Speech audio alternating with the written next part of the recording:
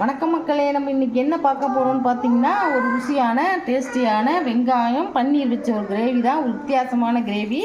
இது எப்படி செய்யலாங்கிறத, இதுக்கு என்ன பொருள் போடணுங்கிறத பார்க்கலாம் வாங்க. அந்த வெங்காயத்தை இப்படி நாளாக லைட்டாக பொழந்து வச்சுக்கணும். ரொம்ப பொழந்திங்கன்னா ரெண்டாக கட் ஆகிடும். இது பாருங்கள், எப்படி பொழந்து வச்சுருக்கேன் பாருங்கள்.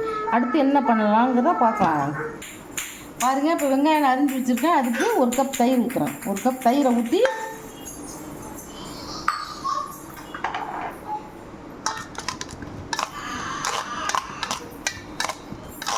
நல்லா இந்த மாதிரி கலந்துட்டு,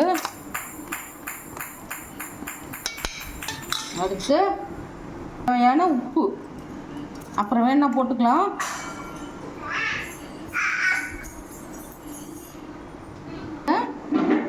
சில்லி மிளகா பவுடர், சில்லி பவுடர் தேவையான போட்டுங்க, ரொம்ப காரம் போட்டுக்காதீங்க.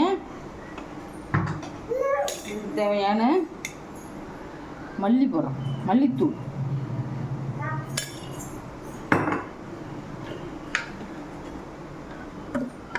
தேவையான மஞ்சத்தூள்,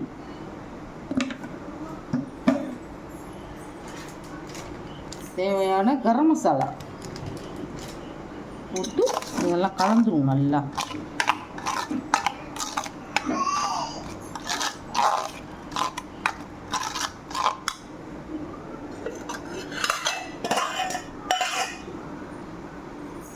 பாருங்கள், தயிர் பத்தலை, இன்னும் தயிர் போட்டுக்கலாம். நல்லா கெட்டி தயிரை தான் போடணும்.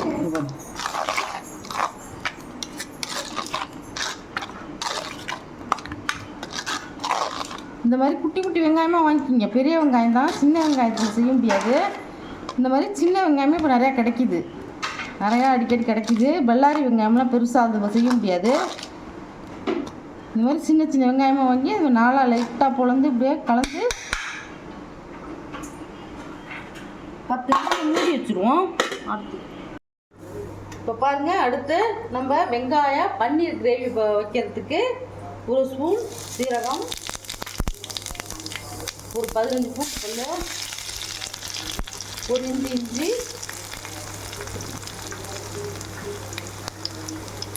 ஒரு கொத்து கருவேப்பிலை. நான் கடாயில் கடலை எண்ணெய் தான் ஊற்றிருக்கேன். இப்போ எல்லாம் போட்டாச்சு. இப்போ ஒரு பெரிய வெங்காயம், மீடியம் சைஸ் பெரிய வெங்காயத்தை அதையும் போட்டேன்.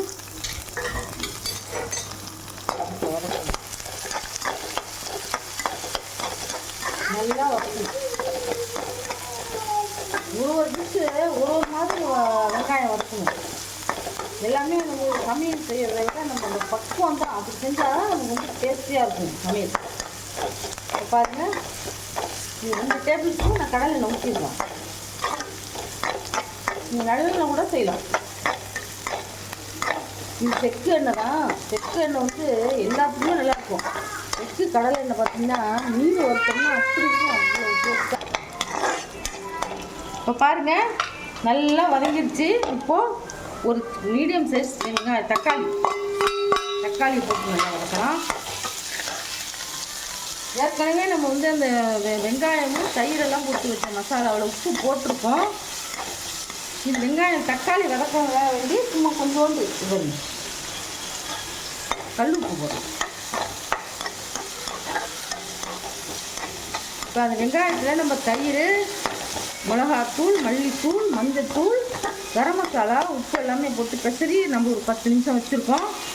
இப்போது அதை இதில் போட்டுக்கலாம்.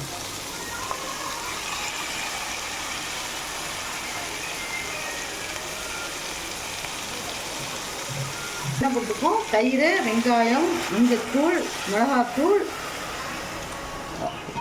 மல்லித்தூள், உப்பு, கரம் மசாலா, ஒரு கப் தயிர். அதெல்லாம் வந்து அந்த பாத்திரத்தை இதில் கழுவி ஊற்றி கலர்ஃபுல்லாக இருக்கு பாருங்க. உப்பு டேஸ்ட்டு பார்த்து போட்டுக்கலாம். நான் போட்டு போதும்.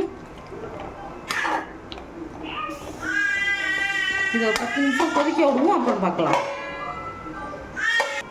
அந்த வெங்காய கிரேவிக்கு நான் வந்து 100 கிராம் பன்னீர் வச்சுருக்கேன். இந்த பன்னீரை அந்த கிரேவி நல்லா எண்ணெய் பிரிஞ்சு வந்ததுக்கப்புறம் இந்த பன்னீரை குட்டி குட்டியாக அரிஞ்சு போடுவோம். அதை பார்க்கலாம் வாங்க.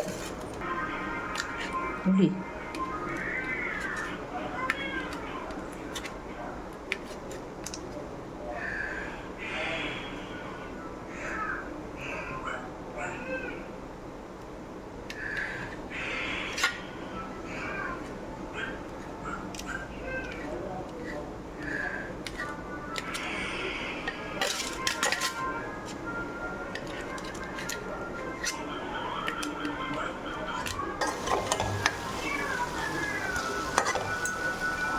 எண்ணெய் பிரிஞ்சு நல்லா வெங்காயம்லாம் வெந்துருச்சு பாருங்கள். இந்த ஸ்டேஜில்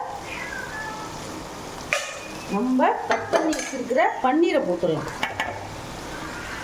இந்த கிரேவி ரொம்ப அருமையான ஒரு புதுவிதமான கிரேவி. எல்லாம் ஹோட்டல் ஸ்டைல் இருக்கும் பாருங்க. இப்போ அடுப்பை கொஞ்சம் சிம்மில் போட்டுக்கலாம்.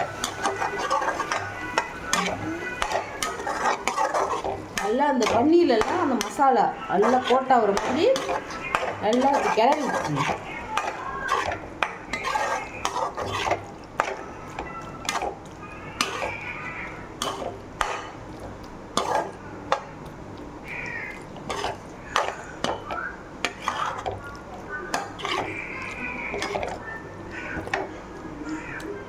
வெங்காயம்லாம் அப்படியே இருக்குது கரையாமல். இந்த வெங்காயம் இந்த மசாலா பன்னீரோடு சாப்பிடும்போது சூப்பராக இருக்கும்.